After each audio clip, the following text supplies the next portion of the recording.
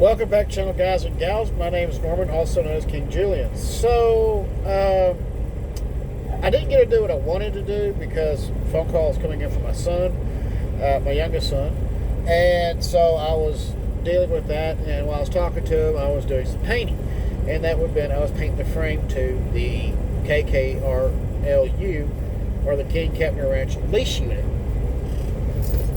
So here we go. Here it is, all nice and painted. Now, this is actually a gloss black, but because of the wood, it came out kind of a satin finish, which is completely fine. But it definitely brought it more into a retrospective style, minus out the nice little glare from the LEDs up here, but more of a retrospective what you're looking at. Other than clear coat and, of course,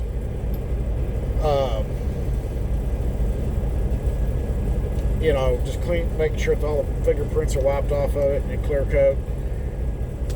She's ready to go on rails. Well, this is all, 100% built. Now, let's get into talking about price. How much did I spend? Okay. So, initially, when I bought this shell, I bought the shell to repair another unit. Well, I found out by accident that this shell was a newer version of the other one. So the whole mounting holes didn't line up. So that definitely caused a problem. And so I was like, okay, well, what do I do with the shell now? I can't use it. I don't want to drill holes into the other frame because there's also mounting steps on it. Oh, by the way, that's not something else I got to do. Whoops, steps. But I was like, okay, so what do I do with it? So it sat on the shelf for the longest time with another shell that came with it. I bought both shells for $10, and so we're going to call this a $5. Okay, so we got 5 now. Now the wood, the one piece of wood that I bought, it was a $3.50. So we're going to split that in half. So now we're going to say, what are we looking at?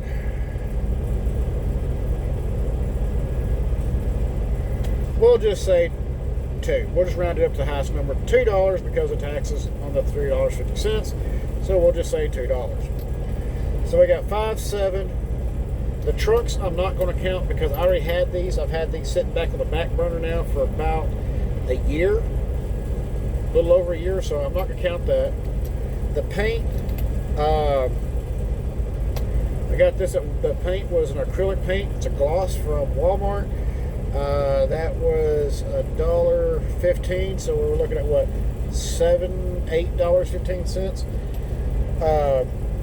The paint for the body, I already had it. The white pinstriping right here, I got that at O'Reilly's, which I'd had that for quite a while, so I needed to use it up. These right here were, you know, I didn't have these, but these were, I had the letters, but just not on here at the time. I already had those. So, in total, with just spare stuff I already had, I've got what, $8? We'll figure $9 maybe max. And if it's with the wood, if you split that in half, because I still have half of the other piece over there, right here, so we can knock that price down even farther. I've got another piece of wood to do another project with if I want. The bolsters, I cut them out of the same piece of wood. So, what was my price in total? Less than $8. And that was just having fun with it.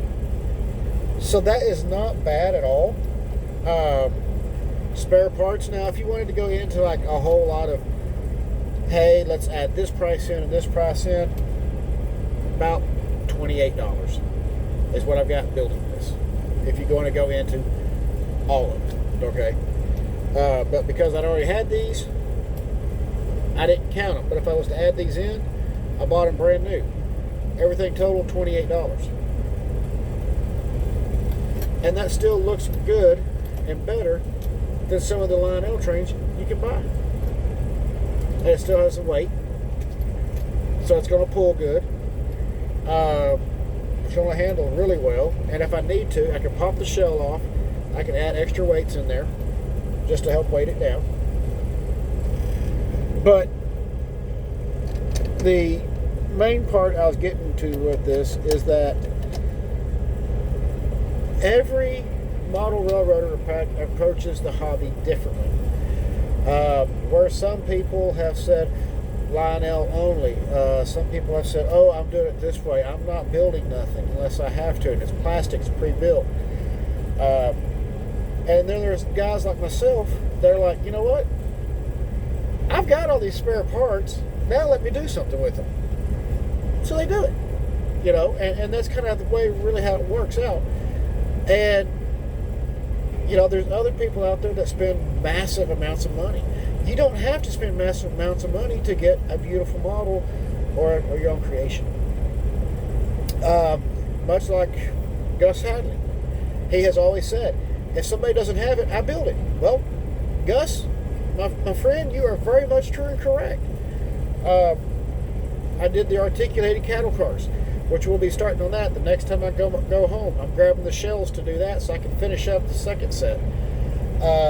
The long cattle car that I built, that was a kit bash using a Menards container frame. Great. I made the first modern day one. Next thing you know, Menards comes out with their Kkrlu Creek, which oddly enough is the same length. Things like, you know, I looked at price-wise. The Menards track, it is a great value. It's a very strong track. It's one of the best in the industry I've seen. And it's a lot stronger than what the original Lionel was. When I started adding wood ties to it, quarter by quarter square stop, I was doing this. Now Menards has come out with their own version of wood ties to go up underneath the tracks, which people have been doing that for years. The difference was is I hand cut all mine. 700 and I think it's 792 ties or something like that. I cut by hand. So there's always different ways to approach stuff, and you know it's interesting. You know, it's a lot of fun, and I hope Menards does come out with a B unit for their locomotives. I think that would be really cool. Whether it's powered or non-powered, I don't care. But it'd be kind of cool to get one. If not, I'll build it. Okay. I like building. I like doing scenery work. Much like the Kkrlu passenger cars. Nobody had them at the time. So I started building them. I built the first articulated Kkrlu car, which consisted of a kitchen car and a diner. And we're going to get back into building those. Even though Atlas has picked up and they are building the Horizon, which is, in a nutshell, it is a Kkrlu car. It's just modernized for the Amtrak train. And the Kkrlu cars, if you ever get into the history on one of the videos I did on that, Kkrlu was actually a kit-built passenger car that was able to be rebuilt without leaving a carbon footprint on Mother Nature. It's a very interesting story of Kkrlu, so if you get a chance to go look it up, read about it. Interesting people. Love those passenger cars. So yes, I'm going to get back into building some of those. I've got some other projects that need to get finished up, like the long tender for the 2025. I've got a locomotive I'm working on starting to build now. It's kind of a one-off locomotive. That one, yeah, I haven't said anything about that, so y'all just got the first glimpse of what I'm actually up to. I'm after to build some stuff that most people don't see anymore. And that's a lot of your building and what people would kit bash and move around and stuff like that. That's what this hobby's about. That's what this is about, is having fun. So sometimes you also got to look at what is going to be the best way about it without spending a lot of money. And that's what I did here with this car. So $28 in total, if you want to count the trucks in. $28. It's brand new. The shell was brand new when I got it. I had everything else. That's still cheaper than most stuff. If you want to go and just buy, you know, what I had on hand, what I had to buy, that's less than $8. You can't go wrong with that. Where are you going to go wrong with that? You're not. So, yeah, just getting these finished up and going on. You flip you around here, and there you go.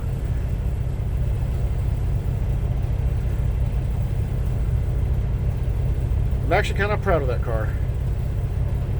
Not because it's a kit bash. Well, not really a kit bash, a modified shell, but it's just different.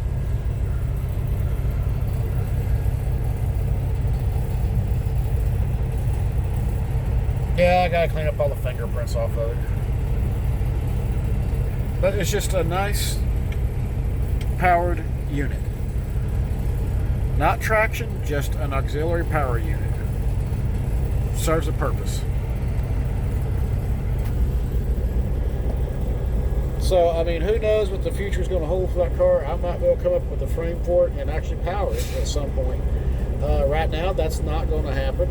I'm not going to power it. I'm going to leave it as is because it is part of the King Kkrlu Ranch Railroad and is part of its lease unit that the railroad would lease out to different railroads.